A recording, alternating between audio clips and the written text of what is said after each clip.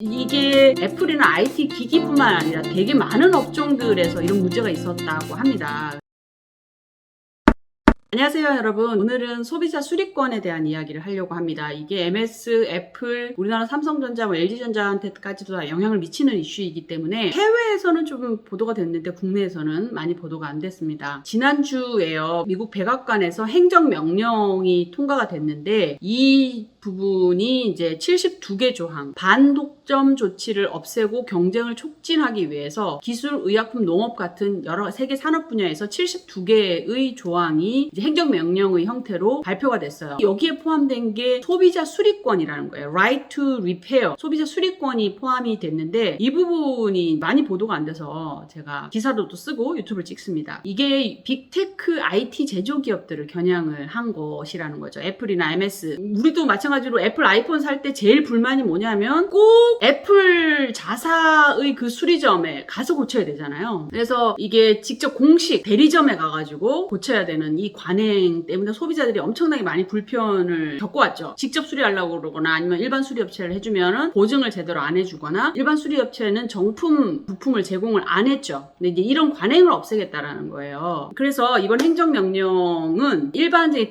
제3자 독립적인 그런 수리점을 이용하거나 아니면 소비자들이 직접 DIY로 수립을 하는 것에 대해서 제조업체들이 방해하거나 제한을 하면 이거는 반독점이다 라고 얘기를 하는 거예요. 미국 내 반응이 아주 긍정적인데요. 워싱턴 포스트는 이 소비자 수리권 이슈는 다윗과 골리앗의 싸움으로 여겨져 왔다라고 이야기를 했는데 이게 애플이나 IT 기기뿐만 아니라 되게 많은 업종들에서 이런 문제가 있었다고 합니다. 애플도 마찬가지로 니콘 같은 경우는 카메라, 지역 카메라 숍에 부품을 판매를 안 해가지고 문제가 많았고 미국은 농업 지역도 많잖아요. 그래서 존 디어라는 이 트랙터 같은 경우는 농부들이 이걸 기본적인 거 이걸 수리를 하려고 해도 대리점으로 가야 됐다. 이 농기계까지도 이게 적용이 돼가지고 소비자들이 불편이 많았는데 이게 지금 이번에 이 부분을 철폐하겠다라는 건데요. 미국에서 이 소비자 수리권이 본격적으로 이슈가 된 게 2012년이래요. 매사추세츠주에서 자동차에 대해서도 똑같은 소비자 수리권 이슈가 있어가지고 이 부분이 법률로 통과가 되면서 이때부터 독립된 정비기관들이 자동차 수리를 제대로 할 수 있었다라는 거죠. 그 이후에 보험료라든지 수리 가격 이런 것들이 합리적으로 조정할 수 있는데 큰 기여를 했다라는 거죠. 그럼 어떻게 IT 제조업체들은 이 부분에 대해서 독점적으로 애프터 서비스 시장을 갖게 됐느냐? 제조사들이 이제 이 부분에 대한 것들은 지적재산권을 보호해줘야 된다라는 얘기와 정품 부품을 사용하지 않으면 뭐 제품이 폭발한다든지 하는 안전한 사용이 어렵다라고 이야기를 하면서 이 부분이 제조업체들이 직접 애프터 서비스를 할 수 있도록 해 나가야 되는데 이게 작년에 병원에 뭐 인공호흡기 같은 이런 부분 장치에서까지도 이런 독점적인 애프터 서비스가 되면서 이 전염병 기간에 해외에서는 많은 논란이 되었다고 그래요. 그래서 소비자들은 더 이상 이렇게 참을 수 없다라고 해서 이 부분에 대해서 독점이다라고 문제 제기를 계속해 왔고 미국에서만 지금 27개 주에서 소비자 수리권을 보장하라라는 법안이 논의가 되었다고 합니다. 근데 그에 반해서 애플이나 테슬라 같은 이런 테크 기업들은 계속 반발을 해오면서 반대의 로비를 해왔다는 거죠. 근데 이게 결정적인 법안이 이번에 행정명령이 통과된 계기는 5월 초에 그 FTC, 미국에서 반독점 규제를 담당하는 연방무역위원회라고 하는 이 FTC가 보고서를 발표를 했습니다. 지금 바이든 정부는 빅테크 기업들의 여러 가지 독점을 지금 해소하기 위해서 다양한 정책들을 쏟아내고 있잖아요. 그 정책의 일환인데요. 소비자 수리권을 제한하는 데 대한 이 제조업체들이 이런저런 이유가 있는데 이런 정당성을 뒷받침할 만한 증거가 부족하다. 그래서 이 수리권 문제에 대한 규제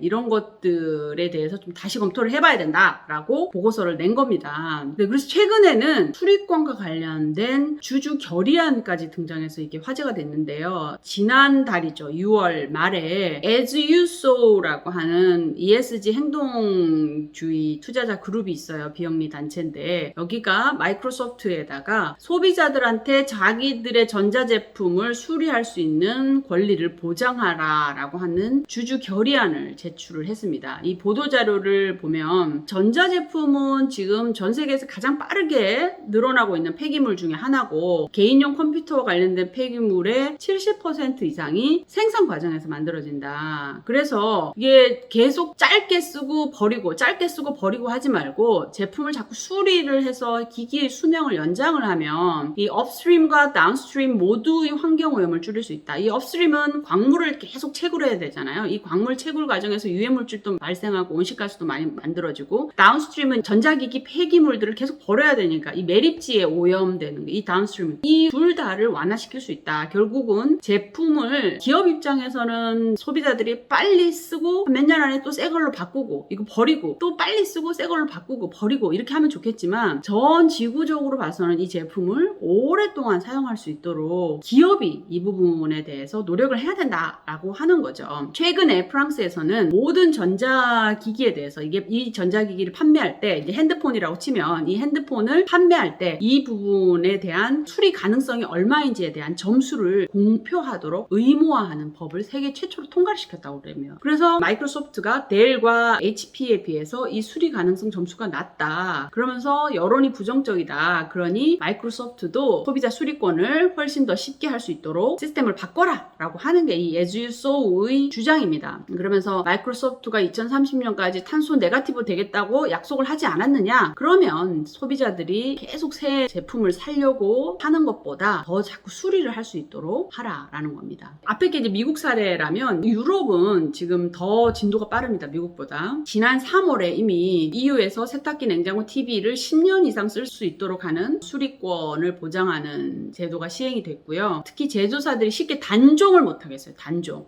이게 지금 뭔가 제품을 옛날 거를 가지고 고치려고 해도 이 단종이 되는 바람에 부품을 찾기 어려워가지고 다 새 거를 사야 되잖아요. 근데 이게 10년 동안 부품이 단종되지 못하도록 관리할 의무를 주게 한 거죠. 그리고 10년 동안 수리 매뉴얼도 의무적으로 제공을 할 수 있도록 한 겁니다. 부품 확보를 못해서 고장난 제품을 수리 못하도록 하지 않도록 하고, 이게 올해 안으로 스마트폰, 노트북, 태블릿 같은 IT 기기까지도 확대 적용을 한다고 해요. 그래서 유럽에서는 보면 이제 스마트폰 같은 전자제품 수명을 1년 연장을 하니까 400만 톤의 이산화탄소 배출량이 줄어든대요. 유럽 전체로 보면. 그래서 전자제품 평균 수명을 보니까 스마트폰은 3년, 노트북은 4.5년, 진공청소기는 6.5년. 우리나라는 아마 스마트폰 수명이 이거보다 더 짧을 것 같은데 한 2년마다 바꾸는 것 같은데, 어쨌든 국내에서는 아직까지 이런 수리권에 대한 이제 논의나 논란은 아직 없는 상태예요. 근데 전 세계적으로 미국, 유럽, 영국, 독일 같은 이런 데에서는 수리권을 이제 보장해야 된다라는 약간의 움직임처럼 무브먼트가 이루어져 있고, 단체들은 얼라이언스를 만들어가지고 매년 10월 세 번째 토요일날 국제 리페어 데이 뭐 이런 것도 하고, 이런 운동을 계속 하고 있어서 국내에도 그런 움직임이 도입될 것 같고, 이렇게 될 경우에 뭐 삼성전자나 LG전자 같은 이런 제조업체들은 준비를 해야 되지 않을까 하는 생각이 듭니다. 오늘은 여기까지 하겠습니다. 감사합니다.